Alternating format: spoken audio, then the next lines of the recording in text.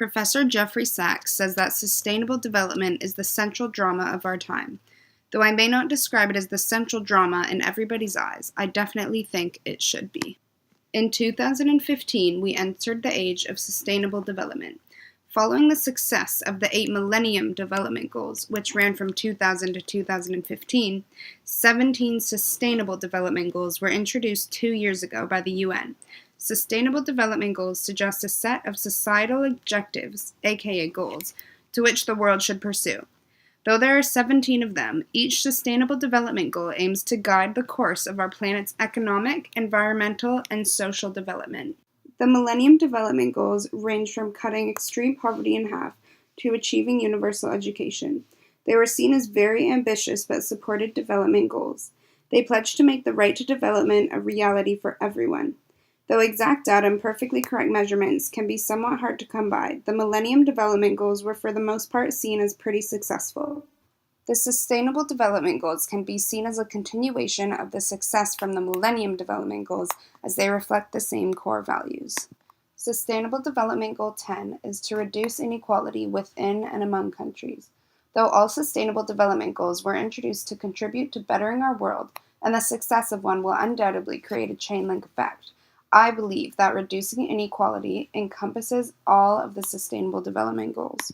When people hear inequality, the first thing that comes to mind is usually racism. There is no denying that inequality is a product of racism, and the two concepts are in relation to each other. But inequality takes on so many different forms that are not as commonly talked about, and I think that this can sometimes create a misperception of inequality.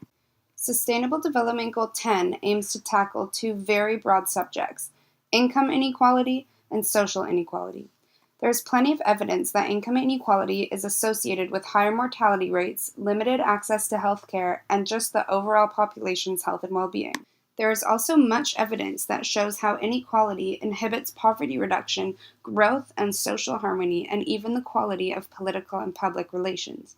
I think the most fateful consequence of inequality is the harm it has caused to individuals' sense of self-worth and fulfillment.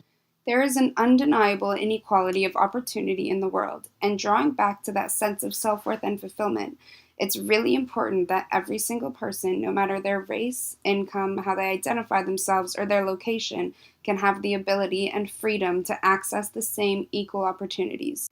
As global citizens, I believe that we can achieve the success of Sustainable Development Goal 10 by being more aware and paying more attention to the inequality of opportunities within our disadvantaged and heavily marginalized populations.